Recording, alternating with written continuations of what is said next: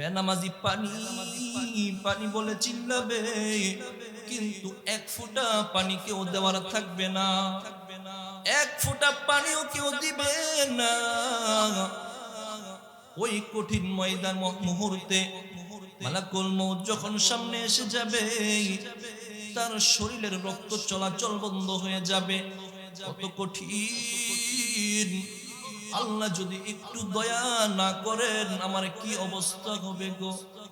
আল্লাহ যদি একটু দয়া না করেন, আমার মুখে যদি পানি না থাকে, আমি কিভাবে কালিমার তালকিন দিব গো আল্লাহ। গো আল্লাহ, ওই মুহূর্তটা যদি আমি কালিমা না পড়ে বেঈমান হয়ে মারা যাই, আমার কি অবস্থা হবে। যারা বেনামাজির মৃত্যুর সময় 3 নাম্বার শাস্তি হবে, সে পিপাসারত অবস্থায় মৃত্যুবরণ করবে। বেনামাজির মৃত্যুর সময় 3টা শাস্তি: লাঞ্ছিত অবস্থায় মৃত্যুবরণ করবে, ক্ষুধারত অবস্থায় মৃত্যুবরণ করবে, পিপাসারত অবস্থায় মৃত্যুবরণ করবে। দুনিয়াতে 6, মৃত্যুর সময় 3 হলো কত? হলো কত? 9টা হলো। এবার মৃত্যুর পর তার ঠিকানা হলো কবর। আল-আহদুল্লাযী বাইনানা ওয়া বাইনাহুমাস সালাহ ফামান তারাকাহা ফাকাদ কাফারা। আল্লাহর হাবিব সাল্লাল্লাহু আলাইহি ওয়াসাল্লাম ফরমান, কাফের এবং মুনাফিক, আমাদের এবং তাদের মাঝে চুক্তি একটা, সেটা হলো নামাজ।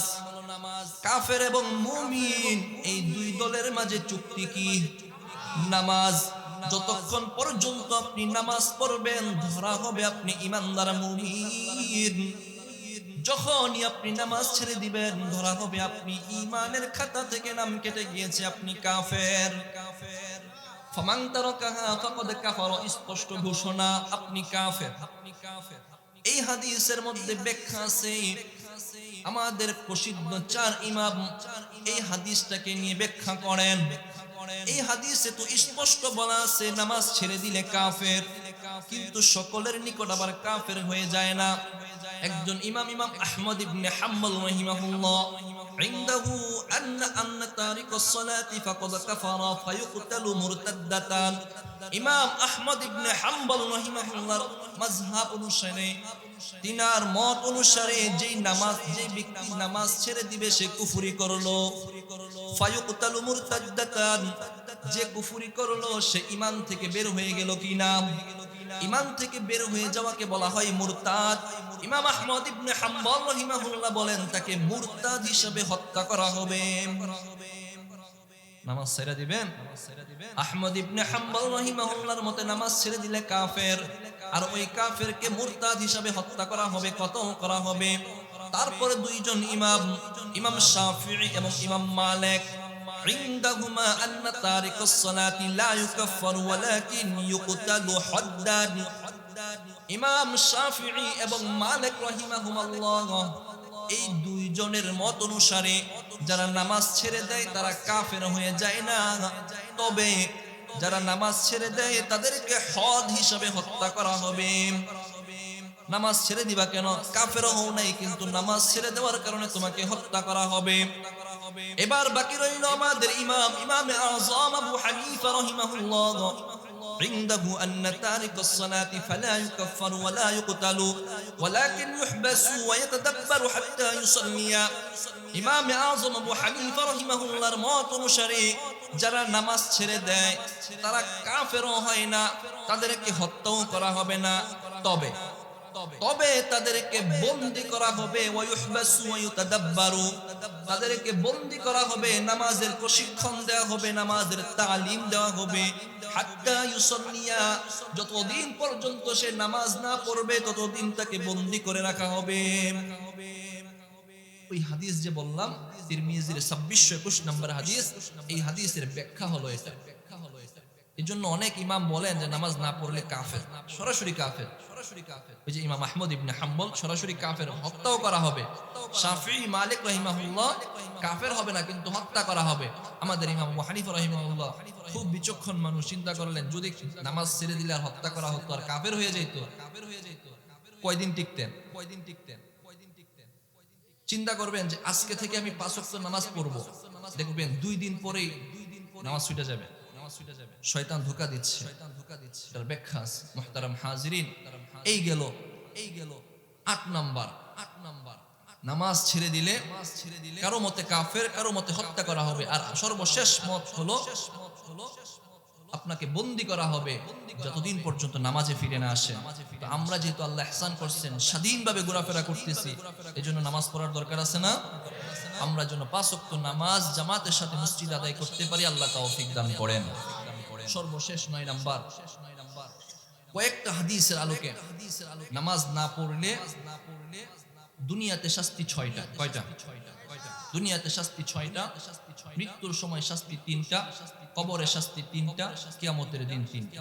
হলো কত? 15। দুনিয়াতে 6, মৃত্যুতে 3, 9, কবরে 3, 12, কিয়ামতের দিন 3। হলো কত? এই 15টা বলেই শেষ। কিন্তু ভয়াবহ শাস্তি। ঠিক আছে মুহতারাম হাজিরিন, এই পর্যন্ত 8টা পয়েন্টে আপনি শুনলেন।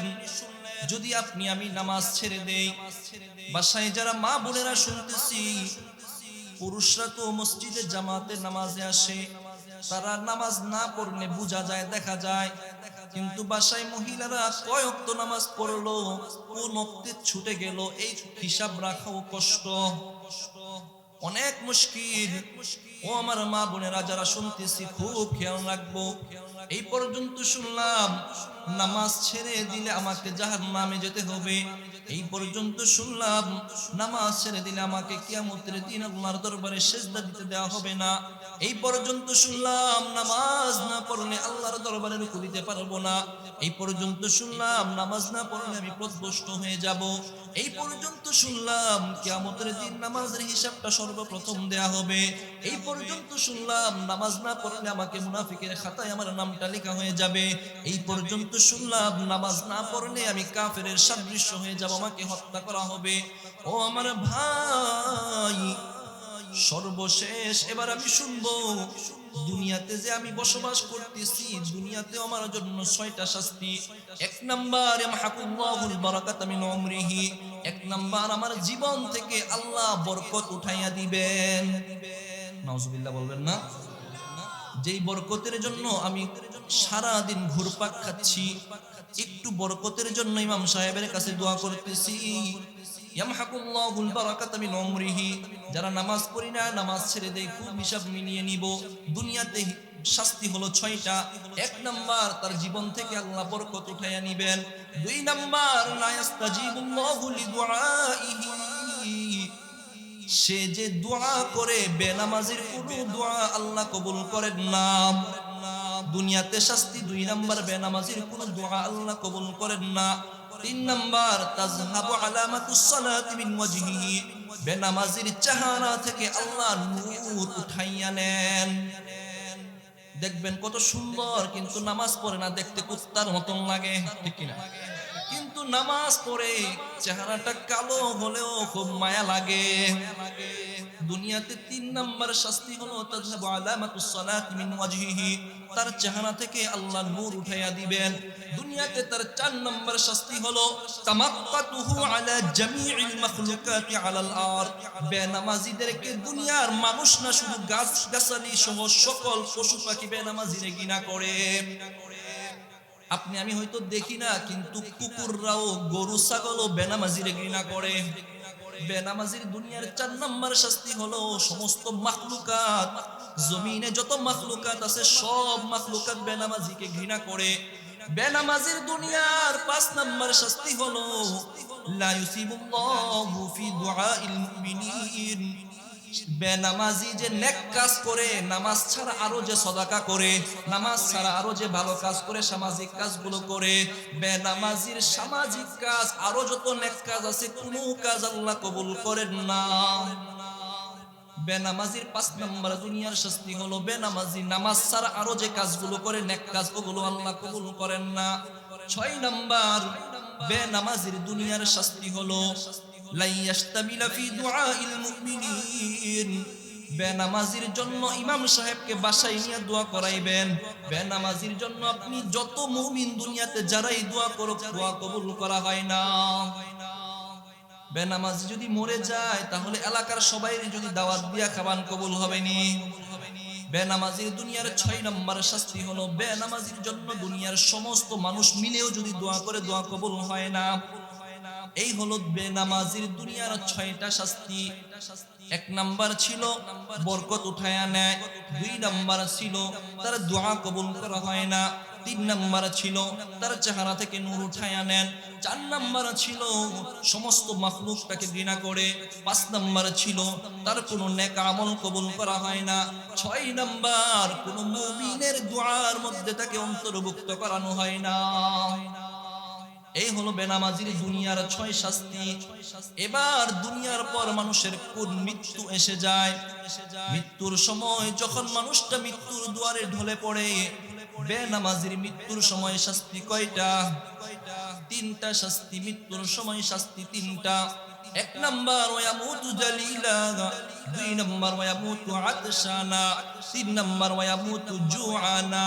বেনামাজি মৃত্যুর সময় 3টা শাস্তি হয়ে থাকে গো। 1 নাম্বার শাস্তি ওয়ায়ামুতু জালিলা, বেনামাজি যখন মারা যায়, বেনামাজি লাঞ্ছিত অপদস্থ অবস্থায় মারা যায়। দেখবেন যারা দুনিয়াতে নামাজ পড়ে না, মৃত্যুর সময় তার এমন একটা অবস্থা হয়, চেহারাটা কেমন ধরনের হয়ে যায়, তার চেহারার মধ্যে কোনো নূর থাকে না।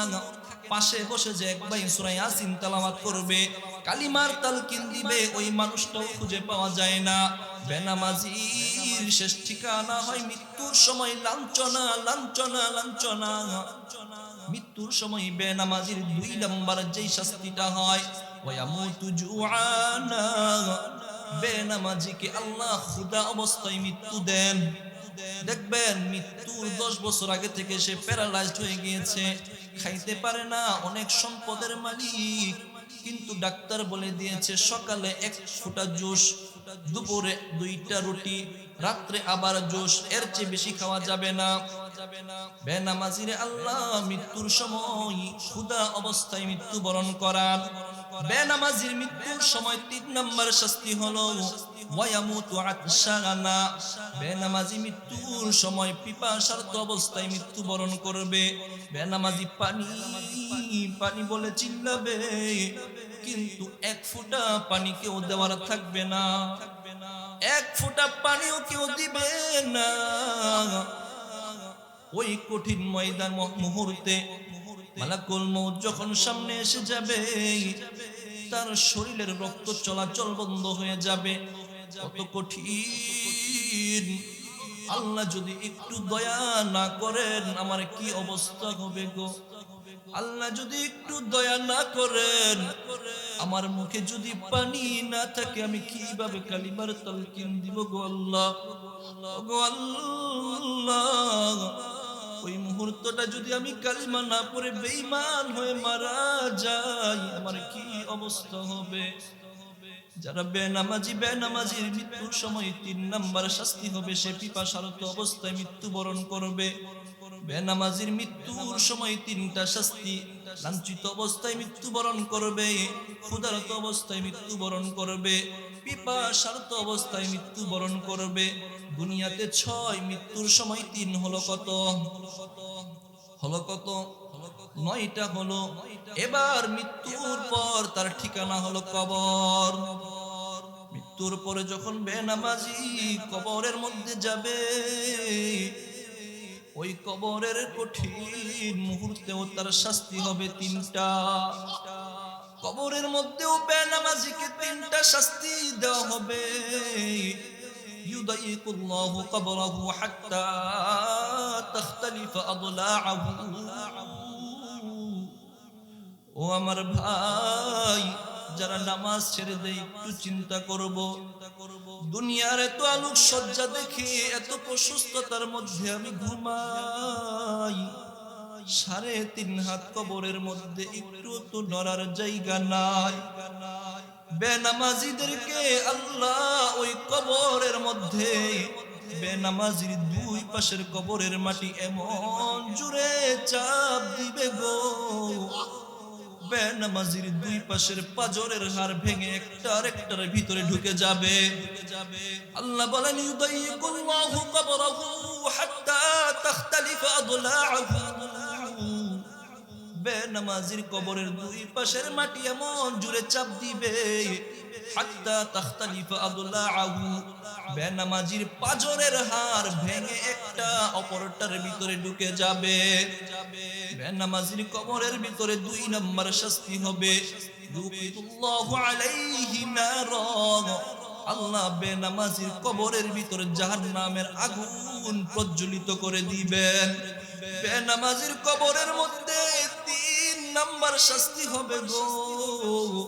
বেনামাজির কবরের মধ্যে আল্লাহ তাআলা ইউসাল্লিতুল্লাহু আলাইহি শুজাআ ইউকালু লাহু শুজাআন আকারা। বেনামাজির কবরের মধ্যে আল্লাহ তাআলা সুবহান নামে একটা সাপ ছেড়ে দিবেন। ওই সাপের নাম হলো শুজাআন আকারা। ওই সাপের বিষ এমন করা হবে গো, ওই সাপটা মানুষকে ধ্বংসন করতে থাকবে। ইয়াদখুলুহু ফি তাহতিল আরদি সিত্তুনা যিরাআ। ওই সাপটা যদি কাউকে একবার কামড় দেয়, একবারের কামড়ে বেনামাজি মাটির 70 গজ নিচে চলে যাবে। ওই দংশন করতে থাকবে, লাগাতার দংশন করতে থাকবে। সাপটাকে দিয়ে দেওয়া হবে, সাপটা ফজর থেকে নিয়ে জোহর পর্যন্ত কামড়াইবে। ফজর থেকে নিয়ে জোহর পর্যন্ত, ফজর কেন ছাল্লা কামড়াবে, আবার জোহর থেকে নিয়ে আসর পর্যন্ত কামড়াইবে। কেন তুমি জোহর সারলা, আবার আসর থেকে নিয়ে মাগরিব পর্যন্ত কামড়াইবে। কেন তুমি আসর ছেড়ে দিলা, আবার মাগরিব থেকে নিয়ে এশা পর্যন্ত দংশন করবে। কেন তুমি মাগরিব ছেড়ে দিলা, আবার এশা থেকে নিয়ে ফজর পর্যন্ত কামড়াইবে। কেন তুমি এশা ছেড়ে দিলা। ও আমার ভাই, এক ওয়াক্ত যে ওয়াক্ত নামাজ ছেড়ে দিয়েছি, কবরে ওই ওয়াক্তের জন্য আমাকে সাপে কামড়াইবে। বেনামাজির কবরে ও তিনটা শাস্তি। এক নাম্বার কবর দুই পাশের মাটি চাপ দিবে, দুই নাম্বার কবরের মধ্যে আগুন জ্বালিয়ে দেওয়া হবে, তিন নাম্বার শুজাআ আকরা নামে সাপকে দেওয়া হবে। সাপ আমাকে এক ওয়াক্তের জন্য প্রতি ওয়াক্তে দংশন করতে থাকবে।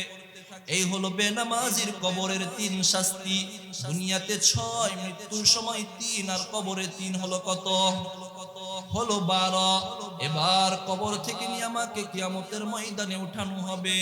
কবর থেকে নিয়ে যখন বেনামাজিকে কিয়ামতের ময়দানে উঠানো হবে গো, কিয়ামতের ওই ময়দানে বেনামাজির আরো 3টা শাস্তি হবে।